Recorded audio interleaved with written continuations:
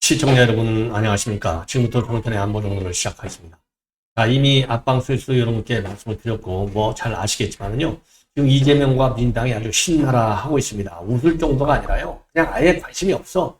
끝난 거예요. 끝난 거. 이렇게 생각하고 있는데 뒤집을 수 있는 모멘텀은 반드시 온다. 이런 가능성과 희망을 갖고 끝까지 우리가 싸워 이깁시다. 이렇게 다시 한번 좀 힘을 내자고 여러분께 당부의 말씀을 드리고 싶습니다. 자, 우선요, 이 광화문에서 오늘 또 비가 오는데도 불구하고 대선 전 마지막 집회를 가졌습니다. 비가 오는데도 불구하고요, 우리 정강훈 목사님이 아주 대대적으로 집회를 가졌는데 정말 가슴 아픈 현실이 된 것이죠. 우리 국민의힘 내부 동향을 보면. 그리고요, 김문수 후보가 오늘 5시부터 시작된 이 가처분 신청 기일에 직접 참석을 했습니다. 몇 가지 기자들이 질문했지만은 답변을 하지 않고 바로 법정으로 들어갔습니다. 자, 그래서 말이죠. 지금 이제 민주당 동정, 그리고 이제 국민의힘 동정도 말씀을 드리면, 국민의힘에서요, 나경원 의원을 비롯한 한 10여 명의 현역 의원들이 이 한덕수 후보를 항의 방문했다고 합니다. 자, 그래서 이게 어디까지가 정말 좋은 얘기인지 알 수가 없고요. 그리고 김무성이도 내 친구다. 그러면서 김문수 후보에게 주는 메시지를 남겼습니다. 자, 그리고 마지막으로요. 정말 이재명이가 만약에 대통령이 될 경우에는 대한민국이 어떻게 될 것인지 그려보는 이 강천석 기자의 칼럼이 조선일보에 실렸어요. 이 칼럼 전량 여러분께 소개해드리도록 하겠고요. 그리고 또 이 KSOI의 여론조사 내용도 함께 여러분께 소개해드리도록 하겠습니다. 참고적으로 KSOI는요, 완전 진보 여론조사가 되겠습니다. 자, 그러면요, 우선요, 이 김문수 후보가 오늘 남부지법에 출석을 했는데, 남부지법에 출석할 때는요, 검은 양복에 빨간 넥타이를 맸어요. 당은 강조했다는 법적 논쟁이 있어 보이는데 어떻게 생각하나? 당의 절차는 합법이라는 주장에 대해서 어떤 입장이냐? 이런 취재들의 질문에는 묵묵부답한 채 법정으로 들어갔습니다. 거기서 뭐 얘기하고 싶지가 않겠죠. 예. 그리고 이제 김문수 후보는 어쨌든 간에 반드시 이러한 사태를 초래한 책임자에 대해서는 법적, 정치적 책임을 묻겠다. 이런 입장을 일찌감치 내놓고 있습니다. 그리고 오늘 이 심판은요, 말하자면 선출을 취소한, 즉, 김문수 후보가 후보로 선출되는 것을 취소하는 조치에 대해서 효력을 정지시켜달라라고 하는 가처분 신청이 되겠습니다. 그리고 오늘 광화문 집회와 관련해서는요, 주최 측에서는요, 이제 마지막 집회이기 때문에 사전 신고는 18명을 했어요. 자, 그런데 이제 주최 측 추산으로는 오늘 또 100만여 명이 모였고, 경찰의 비공식 추산으로는 1만 2천 명이 모였습니다.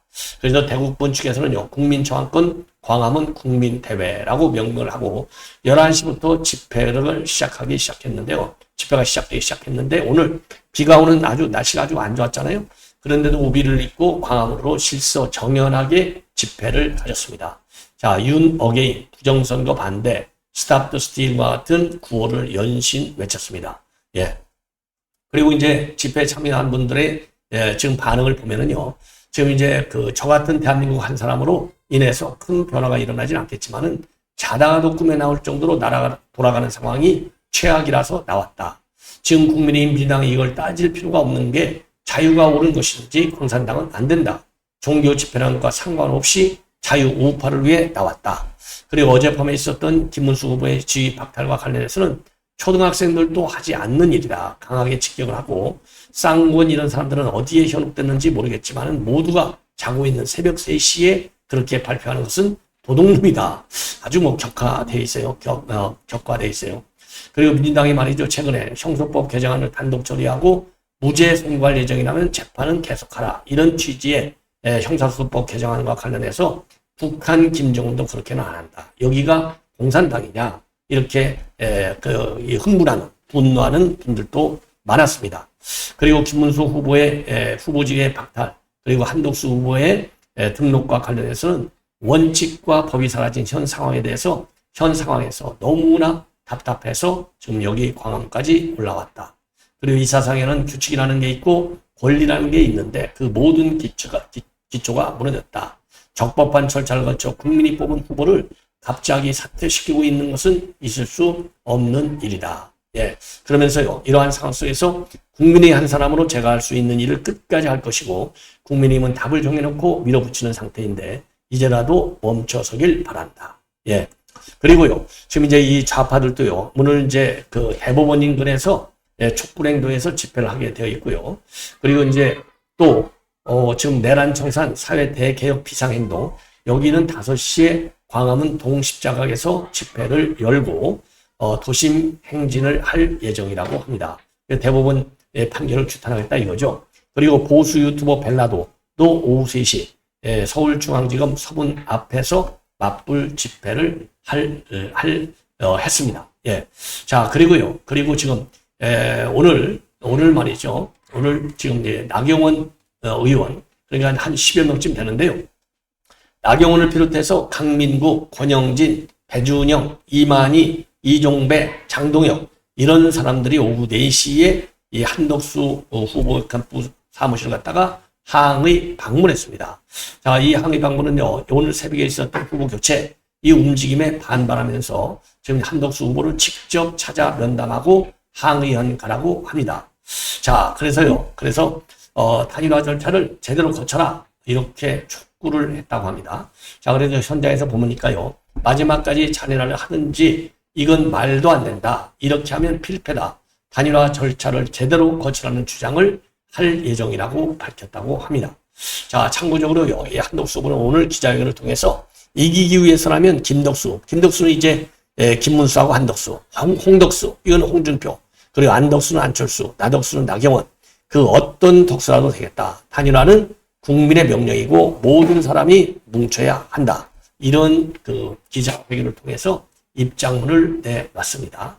자, 이런 가운데 항의 방문을 한 거, 글쎄요, 이 어떤 영향이 될지 참 걱정이 되네요. 자, 그리고 말이죠. 그리고 지금 이제 민주당 내 동정을 보면은요, 우선 이재명과 민주당 내 일당들은요, 찐명 핵심들은 우선 국민의힘이 그게 무슨 정당이냐, 그리고 후보 교체한 것은 친위 쿠데타다. 그리고 이제 웃음이 나온다. 예, 웃음이 나온다. 그게 무슨 정당이냐. 예. 자, 그리고 더 정말 웃기는 거는요, 한마디로 얘기해서, 예, 이거, 그러니까, 뭐라고 그러냐. 가만히 있으면 상대방이 자빠져 버린다. 그러면 우리가 이긴다. 이게 하나 있고요. 그리고 새로운 이슈를 얘기했어요. 이재명이가 홍준표하고 통화해서 홍준표로부터 상당한 조언을 받은 것 같아요. 이러다가 이거 홍준표 데리고 가는 거 아니에요? 참 걱정스럽네요. 홍준표. 그래서 일부러 지금 홍준표하고 통화했다는 것을 자랑스럽게 강조하고 있는 걸 보면, 야, 이 홍준표 요 인간 정말 대단한 인간인 것 같아요. 예. 자, 그래서 우선요, 이재명이가 한 발언을 먼저 말씀을 드리겠습니다. 자, 오늘 경상도 지금 방문하고 있는데요. 자, 국민의힘 대선 교체와 관련해서, 대선 후보 교체와 관련해서 그게 무슨 정당이냐. 후보 교체는 친위 쿠데타다. 자, 이런 얘기를 했어요. 자, 그러면서 말이죠. 실질적으로 그 당을 지배하는 특정인을 위해 이 특정인이 이제 윤석열 대통령이 되는 것이죠. 그 당이 법적으로 정당에 뽑은 대선 후보를 정당하지 않은 이유로 새벽에 뒤집은 것이다. 내란당이 내란 후보를 옹립한 것이다. 그러니까 이번 선거를 내란 대 반내란으로 몰고 가겠다는 계산된 전략이라고 볼 수 있겠죠. 그러면서요, 내란 후보로 어떻게 민주공화국에 책임을 지겠다는 것인지 저로서는 정말 웃음밖에 안 나온다. 대한민국을 위해서도 민주주의를 위해서도 결코 용납돼서는 안 된다. 내란은 철저히 진압되어야 한다. 이렇게 입장을 밝혔습니다. 그러면서 중요한 게 홍준표하고 통화했는데 민주주의가 심각하게 훼손되는 것이 걱정된다는 점에 대해서 공감했다.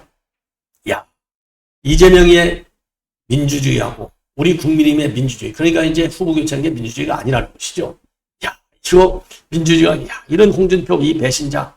그러면서요, 홍준표가 본인한테 룰라 브라질 대통령을 배워라, 이렇게 조언을 했다고 밝히고 있어요. 그러면서 홍준표가 좌우 가리지 말고 통합해서 오로지 국가만을 위해서 국정하면 성과도 나고 지지율도 높은 성공적인 대통령이 될 것이다. 이렇게 얘기를 했다는 겁니다. 좌우 가리지 말고 통합하라.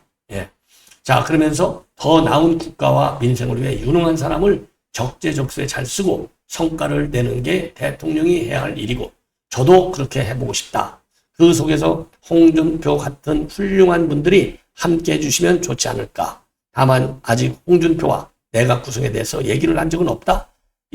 내각 구성에 대해서 얘기한 적 없다는 얘기는요. 얘기를 했다는 얘기나 마찬가지죠. 그러니까 홍준표 이거 총리로 가는 거 아니에요? 아, 참. 얼빠지네, 얼빠져. 예, 그리고 오늘 말이죠. 문영배, 말하자면 문영배를 아주 전폭적으로 지원해줬던, 장학금까지 해줬던 김장하 선생, 이 사람하고 만나가지고 또, 좀 차담을 가졌다고 합니다. 자, 그런데 이제, 문영배는 만나지 못했다고 합니다. 자, 그러면서요.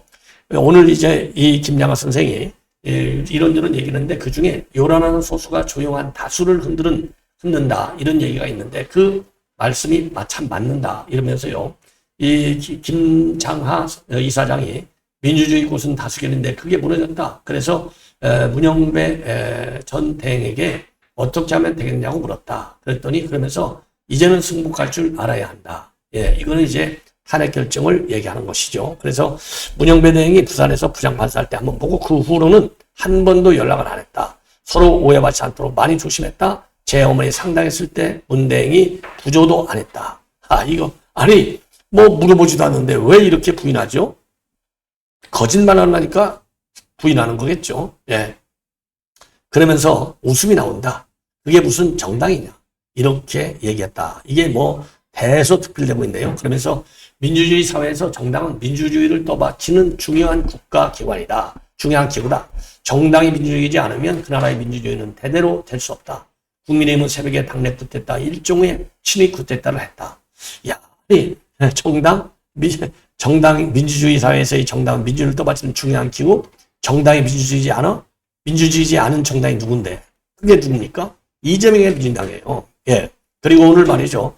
민주당에서는 선관위에 이제 오늘 이재명을 등록했는데 그 등록한 배우가 누구냐? 이게 언론의 회자가 되고 있네요. 자, 이 사람이 누구냐? 예, 아이고, 죄송합니다. 이 사람이 누구냐? 아이고, 예. 이 사람이 말이죠. 예. 자, 이 사람이 누구냐면은요. 지난번에 계엄군이 국회에 진입했을 때 계엄군들한테 철수를 하라. 이렇게 주장했던 이관훈 배우라고 합니다. 이관훈 배우. 이제 쇼를 하기 위해서 또 이 배우까지 끌고 갔구만요. 야, 이거 민주당 참 못 말리네요. 자, 이런 지금 상황을 놓치지 않겠다. 요 왼쪽이 이관훈이라고 하네요. 이관훈 배우. 예, 이관훈 배우. 자, 그래서 말이죠. 요 배우까지 데리고 다니면서 쇼를 하는, 예, 그래서 오늘 이제 김윤덕 총무본부장하고 임호선 정보본부 수석본부장이 오늘 그 선관위에 등록을 마쳤습니다. 자, 그래서 등록할 때 이관훈이라는 배우가 동행을 했는데 이관훈은요, 민주당 의원들한테 지게 모형을 전달했다고 합니다. 그 이유는 뭐냐? 이재명이가 높고 큰 가마에서 국민을 내려다보는 지도자가 아니라 국민과 함께 땅에 발을 딛고 국민을 잘 섬기는 받드는 참 일꾼이 된다. 달라. 이런 의미로 지게를 줬다고 하네요. 그래서 이관훈 배우는요, 69707 특수인문단 출신이고 지난번에 국회에 진입한 경고를 막아세운 시민 중 한 명이라고 합니다. 당시 이관훈은요, 군인들에게 제대한 지 20년 정도 된 707 선배다. 너희 명령 받아서 온 거 아는데 진정해야 한다. 걱정돼서 왔다. 아무리 누가 명령했다 하더라도 너무 몸쓰고 막지 마라. 너희도 다 판단할 거라 믿는다. 예. 와, 이 쇼잉 하는 데는요, 참 민주당을 이길 사람이 어디가 있겠습니까? 많은 참 가슴이 아픕니다. 가슴이 아파요. 그리고 이제 김민석 국민의힘은 자해 쿠데타로 멸망의 문을 들어섰다. 정당 해산을 신청하라. 이렇게 입장을 내놨다고 합니다. 예. 자, 그리고요. 예, 그리고 이제 이번에는요, 요 강찬석 기자의 칼럼을 여러분께 소개해 드리도록 하겠습니다. 강찬석. 자, 그래서 강찬석이요. 죄송합니다. 제목이요. 이재명 제 발로 내려올 수 없는 대중 독재 사다리에 오르냐. 제 발로 내려올 수 없는 대중 독재. 이럴 때는 국민의힘이라는 정당이 있을 수나 있겠는가. 자, 그래서 대법원장 대법관 탄핵 우역하고 있고 이재명 세상 어떨지 맛보기로 보여주고 있다. 이거는 나라와 국민 운명 가물거리는데 국민의힘은 과연 살아남을 수 있을까? 예, 이런 취지의 칼럼이 되고 있습니다. 자, 이 칼럼 저는 뭐 여러분들 잘 아시다시피 중요한 칼럼 여러분들이 직접 찾아서 읽으시기에 쉽지 않을 겁니다. 그래서 제가 그대로 인용을 해드리도록 하겠습니다. 자, 6월 3일 대선에서 누가 당선이 유력하냐는 화제를 꺼내는 사람을 보지 못했다. 왜 관심이 없겠는가? 당선 유력과 당선 확실 사이를 오간다는 후보와 그가 만들 나라 모습은 떠올리기 싫다는 뜻일 것이다. 국민이 과연 후보를 낼 수 있을지 이러다간 투표지 2번 후보는 빈칸으로 나오는 게 아니냐는 이야기는 듣는다. 안쓰러워하는 게 아니라 자조의 푸념이다. 이준석 후보 투표에는 흥미가 있는 모양이다. 이번 대선은 예사선거가 아니다. 5년, 10년 후 뒤돌아보면, 아니 1년, 2년 겪어보면 그때가 마지막 기회였다는 걸 뼈저리게 느끼게 될지 모를 선거다. 세계는 한국 정치를 이해하지 못한다. 트럼프 관세 전쟁이 세계를 덮치는데 경제산업탑을 탄핵하는 정치를 어떻게 이해하겠는가? 경제는 20년 동안 주력 산업을 키우지 못했다. 그 사이 잠재 성장률은 5%에서 2%로 반토막이 났다. 올해 성장률은 1.5%다. 한국은행 총재는 이게 현재 우리 실력이라고 했다. 미국과 유럽 국가에 비해 한국은 제조업이 그래도 살아있는 편이라는 소리가 있다. 다만 사실이다. 반도체, 조선 배터리, 전기자동차, 석유화학은 중국 기술 추격에 이어 중국 기술 추격에 이미 우위를 빼앗겼거나 간신히 버티고 있다. 큰 경제와 작은 경제가 같은 기술 수준에서 경쟁하면 승부는 뒤집어지고 한 번 뒤집어지면 다시는 따라잡지 못한다. 당선이 유력하다는 이재명 후보는 여수 석유화학단지에 내려가 보라.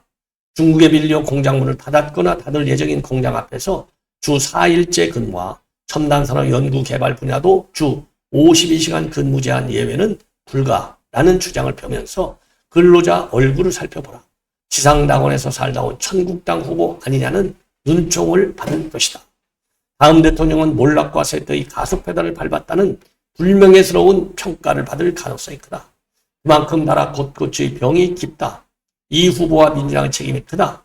이 후보는 후보로 공식 선출을 낸 후 첫 방문지로 SK에서 하이닉스 이천 공장을 골랐다. 압도적 초격차 초기술로 세계 1등 반도체 국가를 만들겠다고 했다. 정직한 지도자라면 SK 이천 공장이 아니라 안성시장과 안성시 의회를 찾아갔을 것이다. 그들에게 반도체 생산에 꼭 필요한 발전소 건설 반대를 철회하도록 설득했어야 한다. SK는 인공지능 필수 부품인 HBM 반도체 공장을 한국과 미국에 짓고 있다. 2024년 시작한 미국 공장이 2019년 시작한 한국 공장과 비슷한 시기에 완공될 거라고 한다. 지방자치단체가 갖은 덕목으로 발목을 잡았다. 대통령 선거가 있는 2025년 태어난 아이는 운이 좋으면 2050년 첫 월급을 받는다. 올해 한국의 80세 이상 노인구는 250만 명이다. 2050년엔 그 숫자가 750만 명을 넘는다. 예산이 3배 더 필요하다.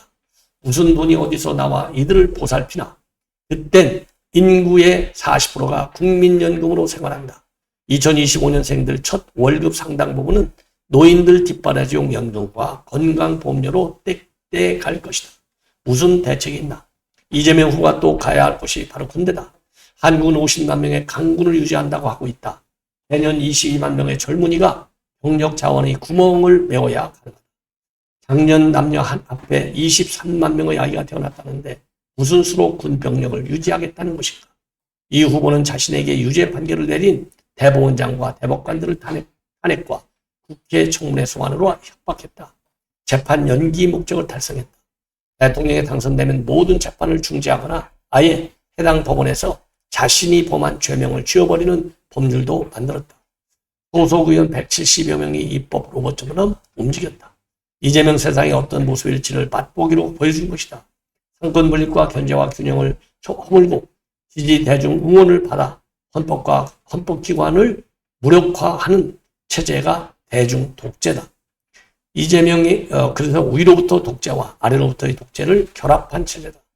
대중 독재 사다리를 타고 권력자 자리에 올랐다가 제발로 내려올 수 있었던 권력자는 없다. 내려올 사다리를 제 손으로 치워버렸기 때문이다. 대중 독재의 처음 희생자는 국민과 그 국가 운명이지만 최종 시행자는 권력자 본인이 될 수밖에 없는 이유다. 이 그런 사태에도 국민의힘이란 정당은 과연 숨지고 있을까?